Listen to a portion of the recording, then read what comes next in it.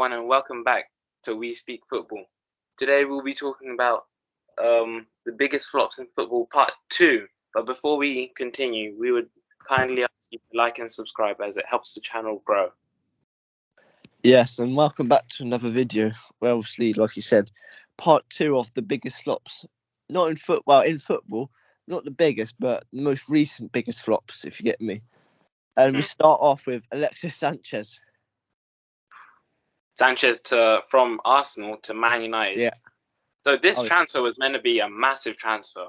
United, they were doing quite well. I remember at the time, it was it January? It was the January transfer window, remember? Yep, January. We were I think it was the last day. The last day, I think it might have been. It was the last day. I can't remember if it was the last day, but I remember it was the January transfer window.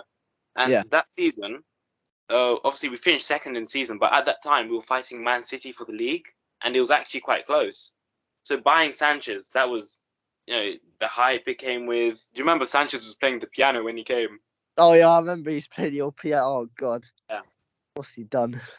It just didn't work out for Sanchez. Like, there's only one game I remember him playing well, and that was against, remember Man City, the 3-2. Yeah, I remember that. But apart from that, Alexis Sanchez, I mean, he was happier to be on the bench than actually playing. Yeah, but the thing is, at Arsenal, he was the biggest talent. Like, he was running through, he's like the Eden Hazard at Chelsea, but yeah, he was at Arsenal. Obviously, he's ripping like rivals apart, but then his contract was running down. So then United came on and landed on him, and he beat City. Yeah, we beat City to it, and remember, it was also a swap deal with Mkhitaryan as well, Henrik Mkhitaryan. Yeah, I remember. Yeah. Yeah, I was gonna say. I remember when I saw that happen, I thought, what are they doing? Mkhitaryan for why is Arsenal accepting Mkhitaryan and Sanchez to Man United? I thought that's a good one for them. But at the end of it, I think Arsenal's got away with one. yeah, that's true. I remember for Sanchez, his best season was the 2016-17 season, I remember. I think he played something like almost every single Premier League game, if not all 38 Premier League games. He got 24 goals and 10 assists. Wow. He wasn't even a striker as well. He's like a left wing. He was a winger, and sometimes he could be cam as well. Yeah. It was just class. 34 goal involvements in 38 matches. That's just unreal. Every match, basically. But the thing is, Sanchez, I don't know what happened to him.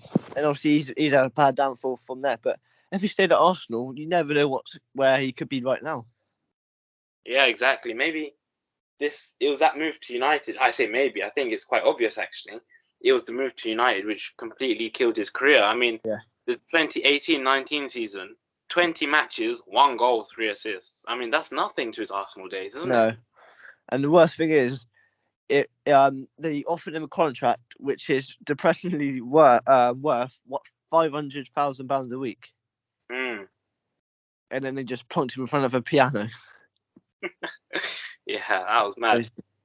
After United, where did Sanchez go? Did he go into Milan? Into Milan, I think it was straight to there. Now he's at Marseille. Yeah, now he's at Marseille. Is he at Marseille? Yeah, he's at Marseille now. Well, I didn't actually know that.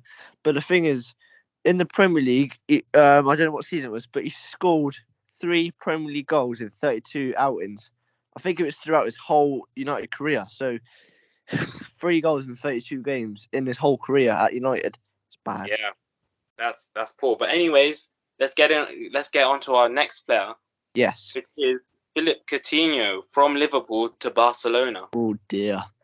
Wow. Well, when he left, I was heartbroken because he was a player. Like at Liverpool, he was mental.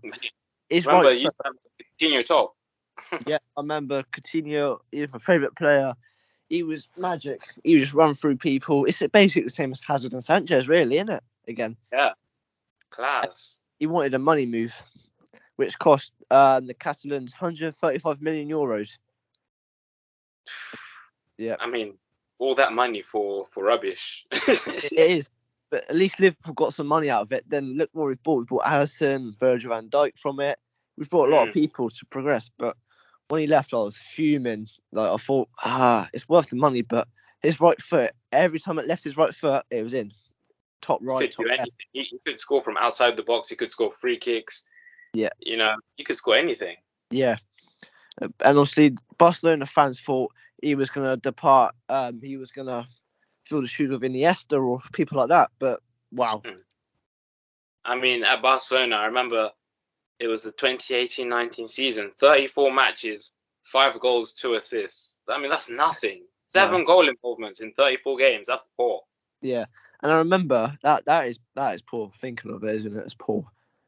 That's And I remember he got loaned out from Barcelona to Bayern Munich for the season, didn't he? Yeah, That's I remember bad. that season. And obviously, it's just crazy because you could feel the tension because he handed in a transfer request in Barcelona when it didn't go well. Yeah. It was going that badly, and now it's at Aston Villa. I mean, last season wasn't too bad, but this year 17 matches and no goal involvements in the Premier League. That's bad. But to be fair, he's not really starting though, is he? Yeah, true. You have a point there. Yeah, he's not really starting. But it is still poor. Like Aston Villa, I was just surprised he went there. To be fair, maybe because of Steven Gerrard, and now he's left and he's stuck. It's sad, man. What's happened to Coutinho? The fall of Coutinho. I guess that's what you get for being greedy. I guess so. But anyways, let's get on to our final player, who's going to be Donny van de Beek from Ajax to Man United. Yeah, I remember when he first went to there, Van der Sar said, "Take good care of him." Now look where he is.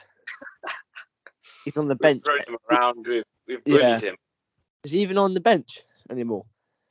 Nah, he's out for the season actually. Currently, he got injured against who was it? Who he got injured against? I can't remember.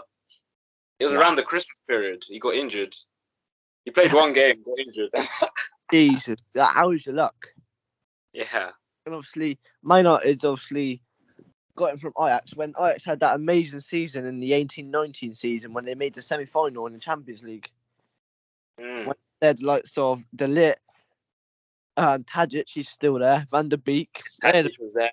Ziyech. Yeah, they had Ziyech. They had an amazing team. And then Nana was between the sticks. Oh yeah, I remember that. Yeah, and they should have got to the final. I reckon they should have beat Tottenham. When Lucas Moura scored that goal, it was Lucas Moura, wasn't it, against Ajax?